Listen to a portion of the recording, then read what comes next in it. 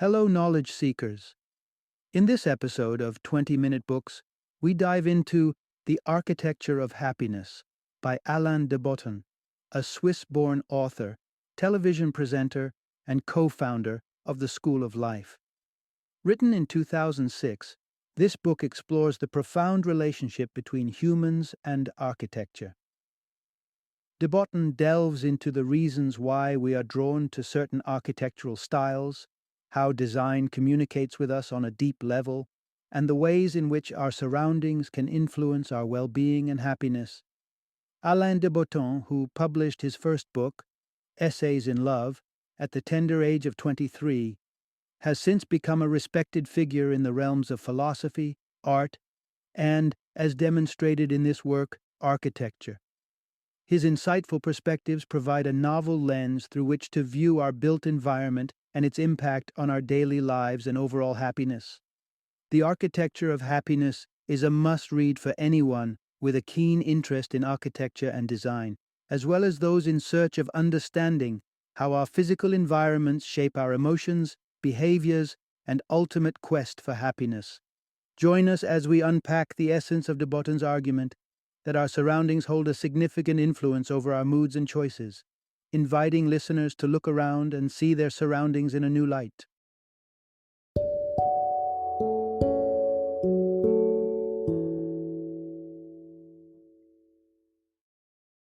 The Architecture of Happiness. Explore the hidden links between buildings and our well-being. Introduction. Unlock the secrets of architectural beauty and its effect on you. From the ancient Tower of Babel to the majestic Egyptian pyramids, architecture has long transcended mere necessity to become an exquisite form of art, a tangible manifestation of beauty that shapes the world around us. But, have you ever paused to wonder what lies at the heart of architectural beauty?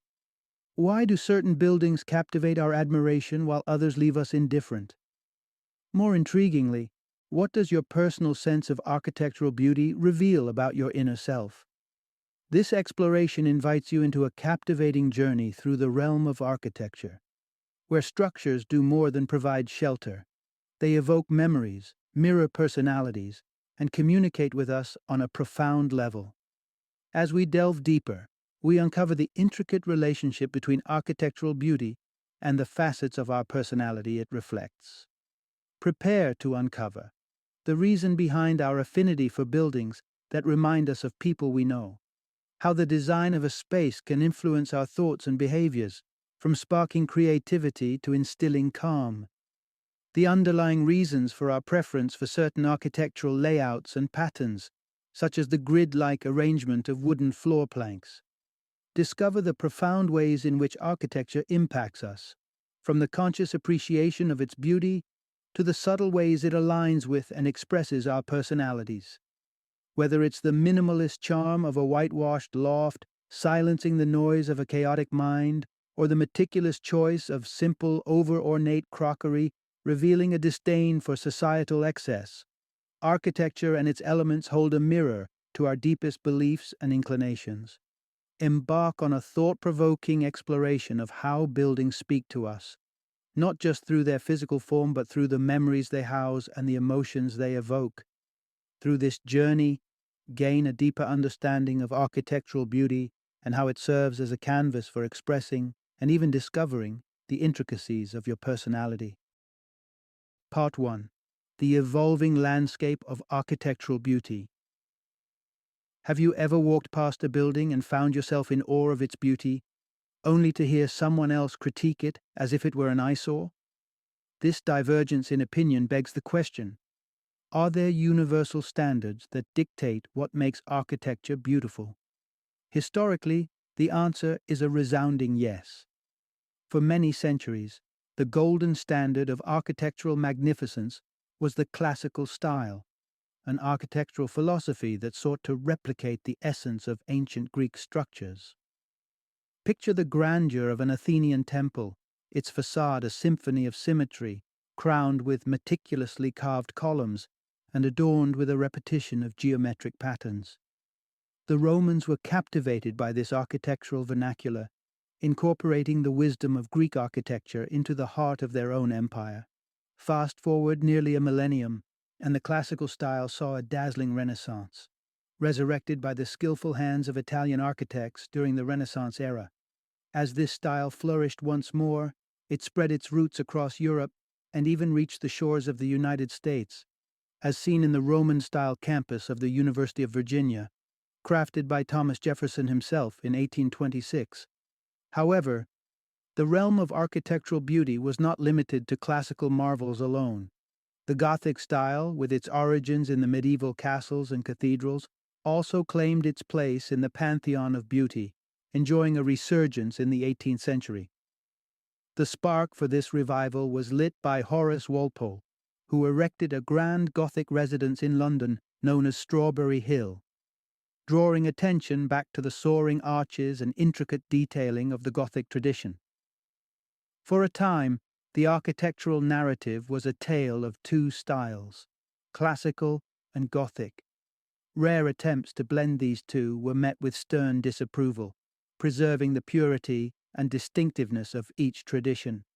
The winds of change began to howl with the dawn of the Industrial Revolution, as the engineers of industry brought forth a new perspective on what architecture could and should be. With the introduction of innovative machinery, their influence on the design of buildings grew, advocating for an architecture grounded in efficiency. The perfect bridge, in their eyes, wasn't one that merely pleased the eye, but one that achieved greatness through its lightness, economy, and span. Pioneers like the Swiss-French architect Le Corbusier championed this new ideal, where the beauty of a structure lay in its simplicity and functional elegance.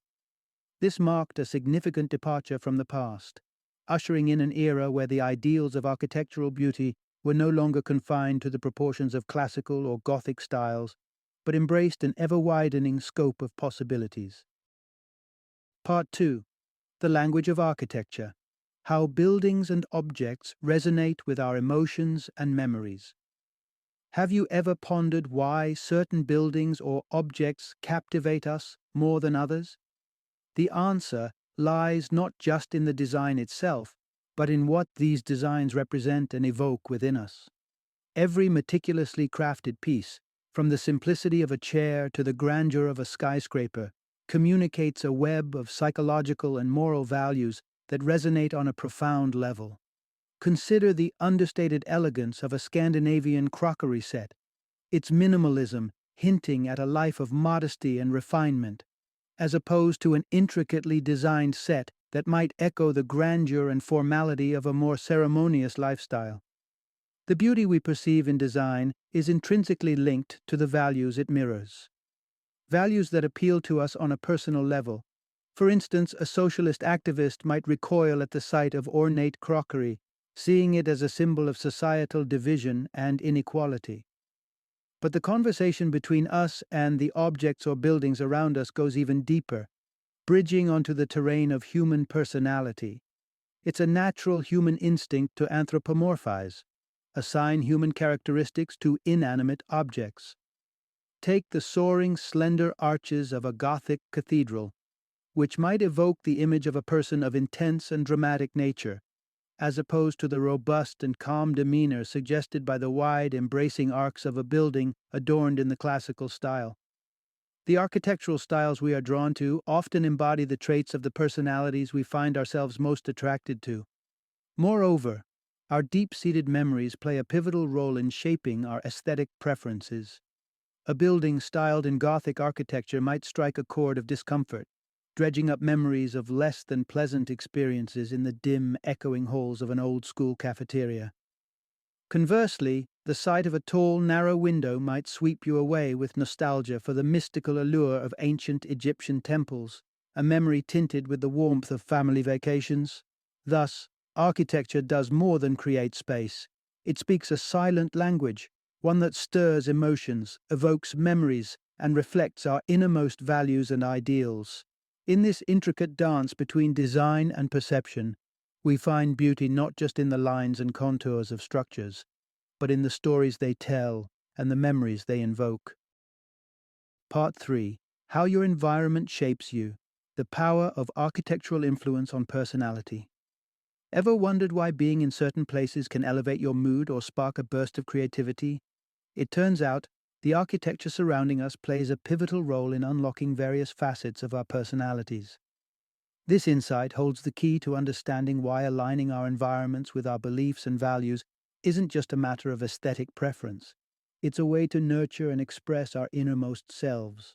Humans are complex beings with multifaceted personalities, many aspects of which aren't always easily accessible. Take creativity, for example. It's not something that can be turned on with a switch.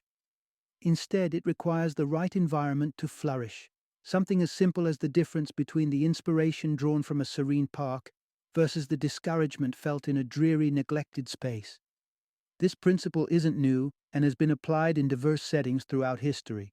Take religious architecture, for example. The creators of sacred spaces have long understood that the physical environment can evoke spiritual feelings and contemplation. Cathedrals, with their towering ceilings, intricate vaulted archways, and the kaleidoscopic dance of light through stained glass, are designed to elevate the spirit and draw worshippers closer to the divine.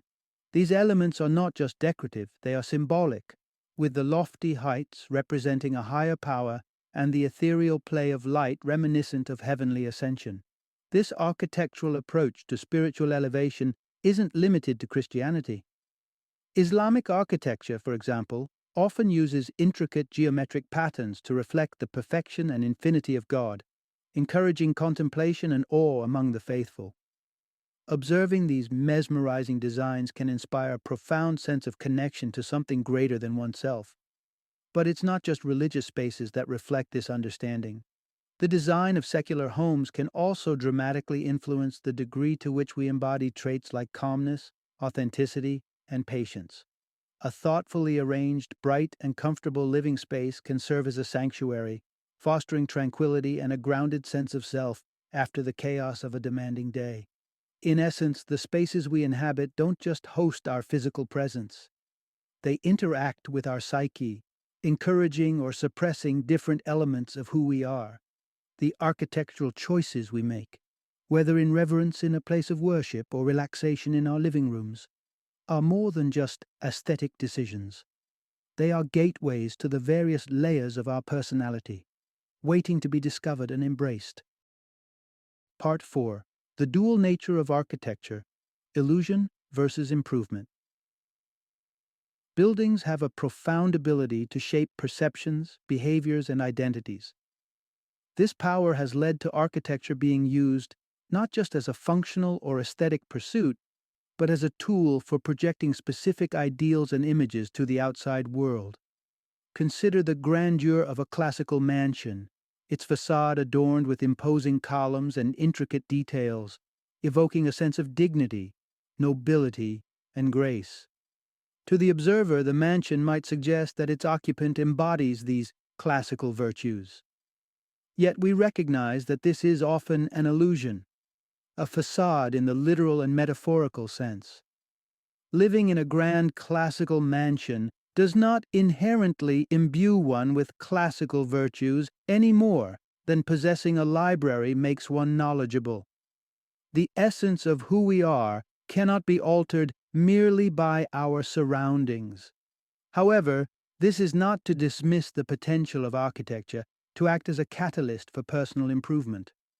While a classical home may not magically confer nobility upon its residents, it can inspire and elevate, encouraging the pursuit of the ideals it represents. In moments of self-doubt or introspection, the presence of such architecture can serve as a physical reminder of aspirational virtues, possibly steering behaviors in a more noble direction. This relationship between architectural ideals and personal aspiration underscores why our surroundings continue to be imbued with symbolic intent. It raises the intriguing notion that, in architecture, we often seek qualities we perceive as missing from ourselves. This explains the various architectural choices people make, not just for aesthetics, but as a means of personal enhancement or reflection. For instance, a meticulously organized, whitewashed loft might appeal to someone grappling with chaotic thoughts, providing a calm, ordered space that reflects and perhaps helps to harness their inner turmoil. Conversely, A stark, rugged building with minimalist design could attract someone wrestling with societal guilt, offering a place of simplicity that counters feelings of excess. The idea that architecture can both project false ideals and foster genuine self improvement speaks to its complexity and power. It is a testament to our ongoing quest for environments that not only reflect who we are, but also who we aspire to be, shaping our identities in subtle yet significant ways. Part 5. Striking the Perfect Balance. The Dance of Order and Complexity in Architecture. As we delve into the diverse world of architectural beauty, we encounter a spectrum of styles and preferences that reflect our varied ideals.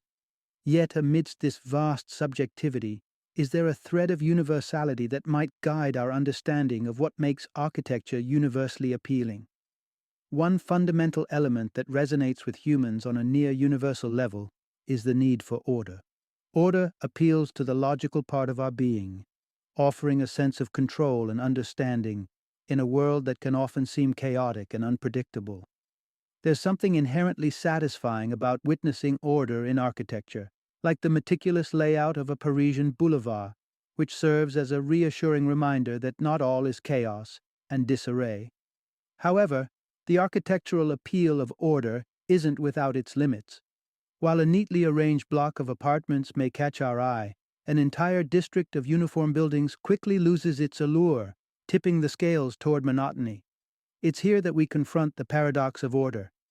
Too much of it, and we find ourselves engulfed in a sea of blandness. This delicate balance between order and complexity is what truly captivates us. Consider the example of a wooden floor. Each plank bears its unique pattern, yet, when laid out in a grid, there emerges a harmony between the wild, natural swirls of the wood and the structured pattern they form together. This interplay between the chaos of nature and the human impulse for order creates a beauty that is both complex and coherent. On the contrary, a haphazard pile of tree trunks, while chaotic, lacks attractiveness because it falls short of achieving this balance. Thus, in architecture, balance is not just a virtue but a necessity that spans every aspect of the field. From the material composition, like the right mix of brick and wood, to the proportions of height and width, balance is the golden rule that governs aesthetics and function alike.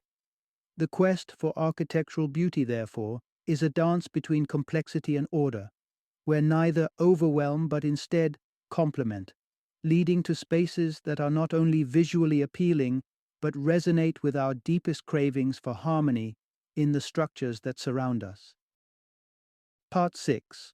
Finding Beauty in Simplicity, Coherence, and Human-Centric Design. The allure of elegance is undeniable, permeating various facets of our lives, from the clothes we wear to the thoughts we cherish. It's a quality that speaks to our appreciation for simplicity and sophistication, a combination that captures our admiration with ease. It's no surprise, then, that elegance is a sought-after trait in architecture, highlighting the profound connection between structural design and human aesthetic values. Elegance in architecture manifests when complex engineering feats are executed with such finesse that they appear effortless. Consider a bridge that spans a vast expanse with minimal visible supports. Its sleek form not only solves a technical challenge but does so with grace, presenting a solution that is as visually pleasing as it is functional. This intrinsic elegance is akin to the power of concise expression in language, where brevity and clarity convey depth of thought with simplicity. Yet, architectural beauty extends beyond elegance into the realm of coherence. Buildings and structures that harmonize different styles in a thoughtful manner resonate deeply with our sense of aesthetics. A towering structure, for instance, might lose its appeal if marred by elements that disrupt its primary characteristic of verticality, such as thick horizontal bands. In contrast, skyscrapers that embrace and accentuate their height through design features like tall windows and spires stand as testaments to beauty born of coherence. Moreover, Our interaction with architecture is profoundly influenced by its consideration for our human nature. We are beings of complexity, driven by a tapestry of needs, desires, and quirks. Architectural designs that fail to acknowledge this complexity can leave us feeling disconnected. A city laid out with precise rationality, segregating residential, commercial, and industrial zones with unwavering order, might lack the spontaneity and serendipity that enrich our daily lives. We yearn for environments that not only serve our functional needs, but also engage with our deeper selves, offering spaces that delight and surprise. In essence, the architecture that resonates most profoundly with us strikes a balance, blending elegance with coherence and critically, embracing the unpredictable, multifaceted nature of human existence. It's in these spaces that we find not just utility, but a reflection of our essence, a celebration of the complexity that makes us uniquely human. Final summary. At the heart of our daily lives lies an often underappreciated factor that profoundly influences our happiness, self-awareness, and personal growth: the architecture and design of the spaces we inhabit. Through a better grasp of how our surroundings affect us, we gain invaluable insights into the intricate dance between our environment and our inner selves, thereby unlocking new avenues for enhancing our well-being. This journey into the world of architecture not only invites us to reevaluate the physical structures around us, but also encourages a deeper exploration into the essence of what truly enriches our lives.